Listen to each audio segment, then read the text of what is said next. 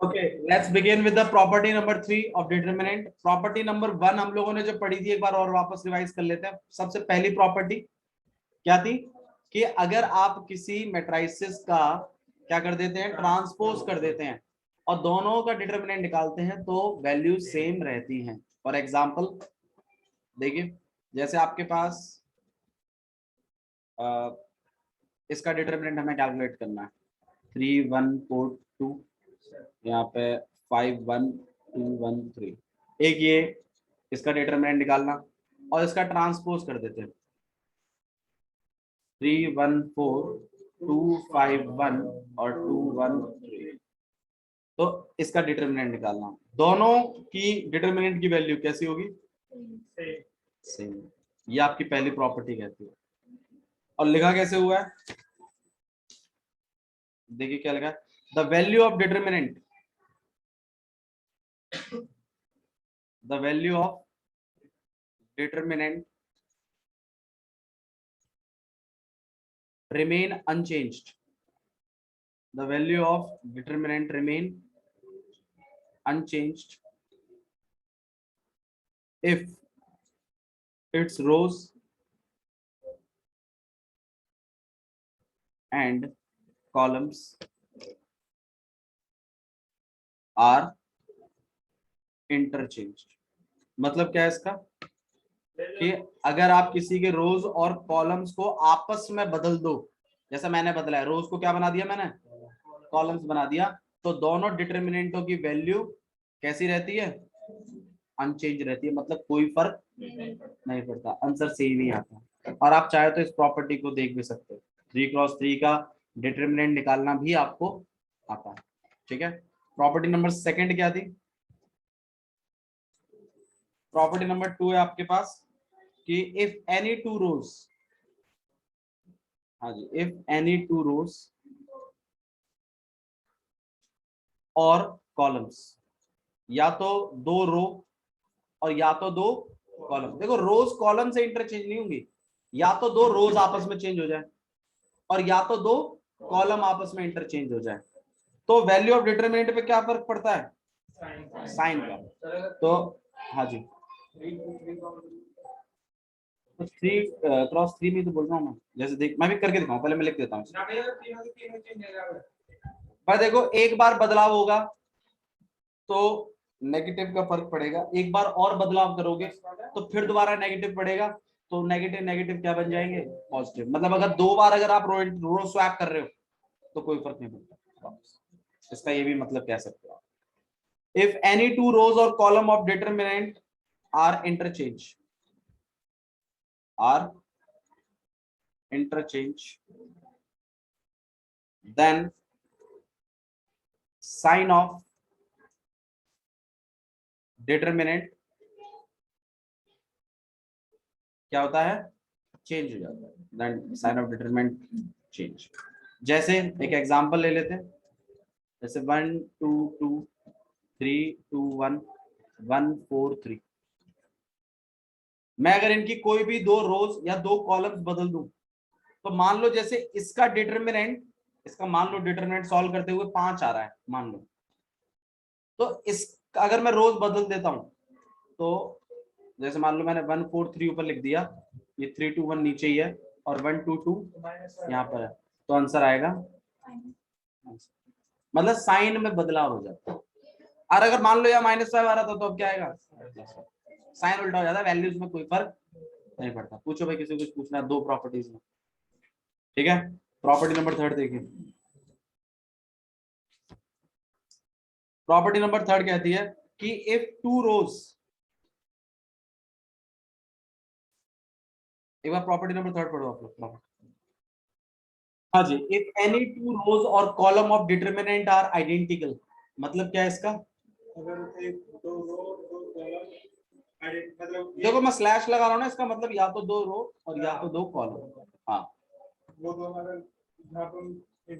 Identical, मतलब A12 और A21 नहीं नहीं नहीं, हाँ दो रोज अगर सेम है या दो कॉलम्स अगर सेम है तो उसका डिटरमिनेंट कैसा आएगा? 0 आएगा। देखें एक एग्जांपल ले लेते हैं, एग्जांपल से ज्यादा अच्छा समझ में आती है प्रॉपर्टीज। जैसे मान लो 2 1 3 है और यहाँ पे 3 2 1 और 2 1 3, इसका डिटरमिनेंट कितना आएगा? क्यों? क्योंकि R1 और R3 कैसी हैं? देखो 2 1 3 और करस्पॉन्डिंग एलिमेंट सेम होने चाहिए। पहला वाला पहले वाले के, दूसरा वाला दूसरे वाले के, तीसरा वाला। ये मत बोलना कि यहाँ पे भी तो 2 1 3 है, नहीं यहाँ 3 2 1 है। तो अगर कोई भी दो रोज अगर सेम हो जाती हैं, आइडेंटिकल हो जाती हैं, तो वैल्यू ऑफ डिटरमिनेंट कैसा आता है? 0 आता है। इस बात को प्रूव करेंगे आप लोग?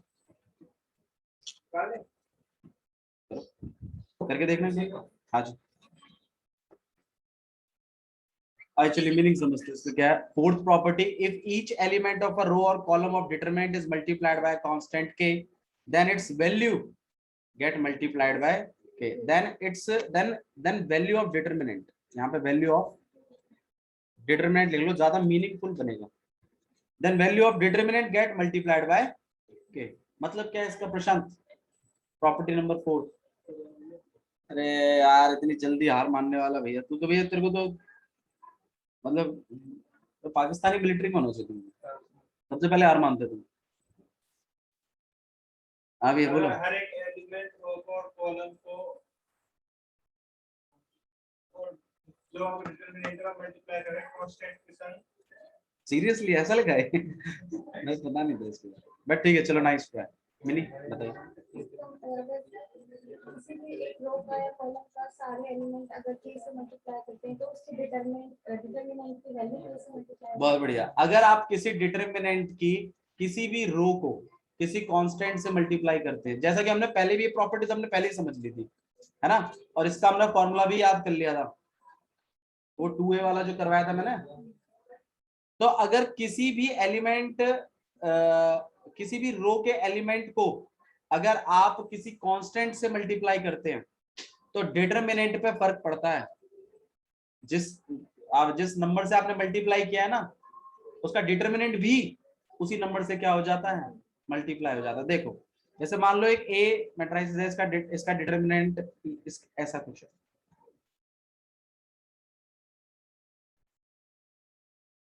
ठीक है। अब मान लो इसका डिटरमिनेंट सॉल्व करते करते आ गया 5, मान लो। और अगर कल को मेरा मन करे नहीं यार ऊपर वाली रो मान लो शायद 2 से मल्टीप्लाई हो जाती तो मजा सा आ जाता, तो आप 2 से मल्टीप्लाई कर सकते हो, कोई प्रॉब्लम नहीं है। ऑपरेशन लगेगा ऐसा।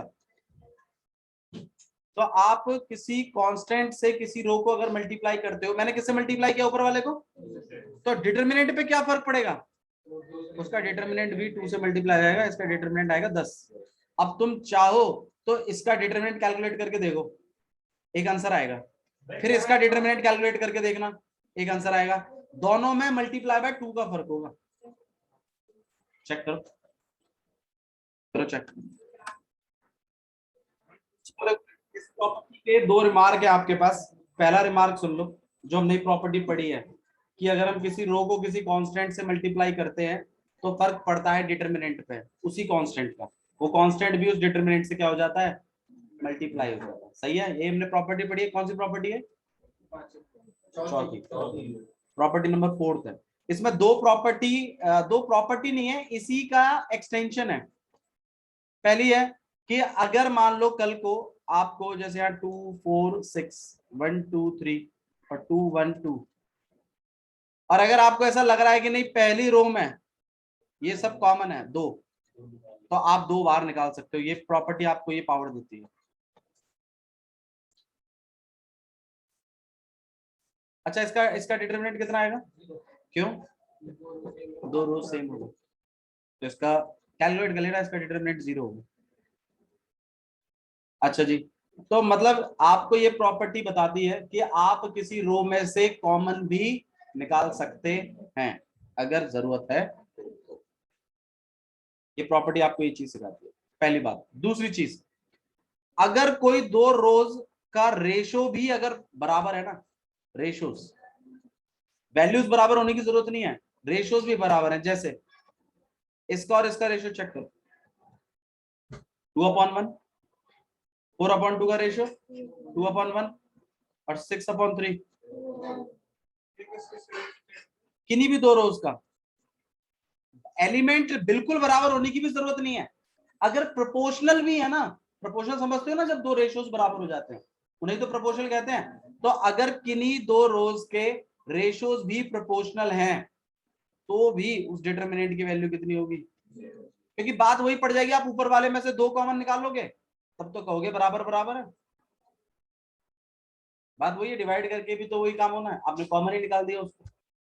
एक में से भी निकाल सकते हैं। हाँ, आपने जो पहली प्रॉपर्टी सीखी है कि आप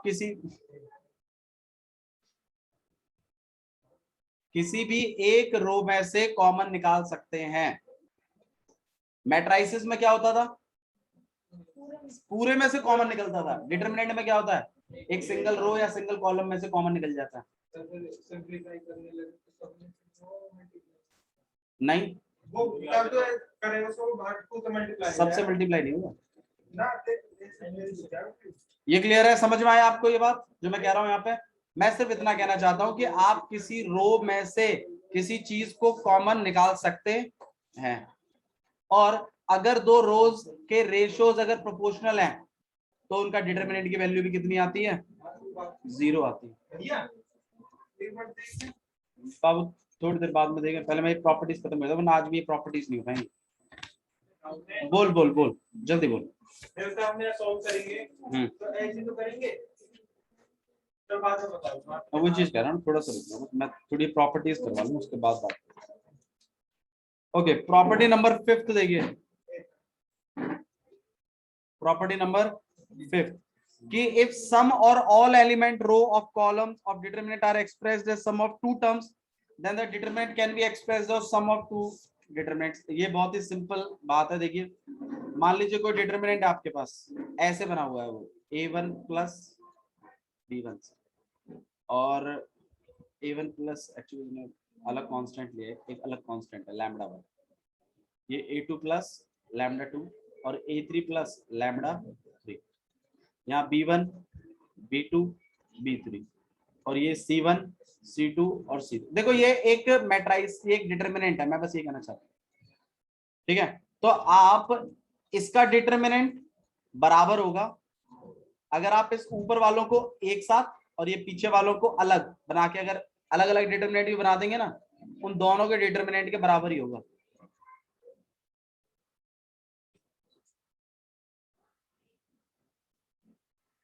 ये प्लस लैम्डा 1 लैम्डा 2 और b1 b2 और c1 c2 और इसका डिटरमिनेंट प्लस इसका डिटरमिनेंट इसी के डिटरमिनेंट के बराबर आएगा। ये प्रॉपर्टी है आपकी, and this is property number 5। मतलब अगर कोई रो आपका एडिशन ऑफ दो एलिमेंटों से बनी हुई है तो आप उनको पहले वाले नंबरों के अलग डिटरमिनेंट और पीछे वालों का अलग डिटरमिनेंट करके प्लस करोगे तो वो वही डिटरमिनेंट देगा जो पहले वाला, जो स्टार्टिंग में था। मतलब इसका मान लो कि जैसे इसका डिटरमिनेंट आया हुआ है 9, तो इसका डिटरमिनेंट 5 और इसका डिटरमिनेंट 4 हो सकता है, या इसका डिटरमिनेंट 2 और इसका डिटरमिनेंट 7 हो सकता है, 1 प्लस 8 हो सकता है, लेकिन प्लस कर कर आएगा यही। मैं बस ये बता रहा हूं, ठीक है? क्लियर है? प्रॉपर्टी नंबर 6 देखिए, लास्ट प्रॉपर्टी है, नहीं 6 प्रॉपर्टीज है शायद, वो एक्सटेंशंस को मिला मिलाकर और हो जाती है। प्रॉपर्टी नंबर 6 देखिए, if each row of element of any row or column the equi multiples of corresponding element of other row are added then the value of determinant remains same। देखिए, जैसे आपका मैट्राइसिस में नहीं होता था कि आप R1 को लिखते थे कैसे, R1 plus twice of R2, ऐसे आप डिटरमिनेंट में भी कर सकते हैं।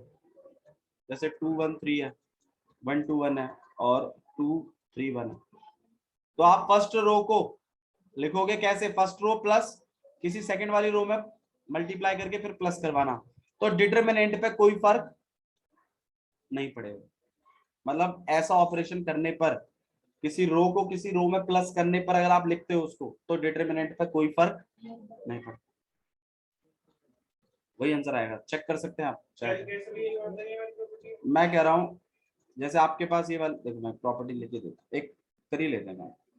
जैसे मान लीजिए आपके पास कोई पुराना डिटरमिनेंट बता दो जो मैंने बताया आप लोग को, ताकि आपको बार बार कैलकुलेट ना करना पड़े। बताओ। 2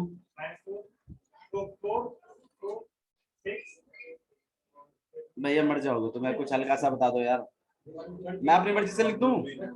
हाँ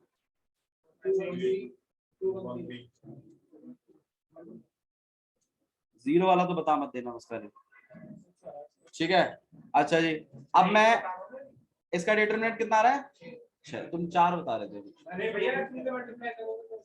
अब मैं एक ऑपरेशन कर रहा हूँ यहाँ पर कि रो 1 को लिखूंगा कैसे, रो 1 प्लस रो 2 लिख दूं डायरेक्ट, या किसी कांस्टेंट से मल्टीप्लाई करवा के भी करवा सकते हो। बोलो 2 से करवा देते हैं। चलो बताना भैया डिटरमिनेंट क्या बनेगा। 6 क्या बनेगा भाई, 5 नहीं बनेगा। 2 दूनी 4 और 1 5। कैसे करोगे ये? रो 1 में लिख रहे हैं रो 1 प्लस ट्वाइस ऑफ R2।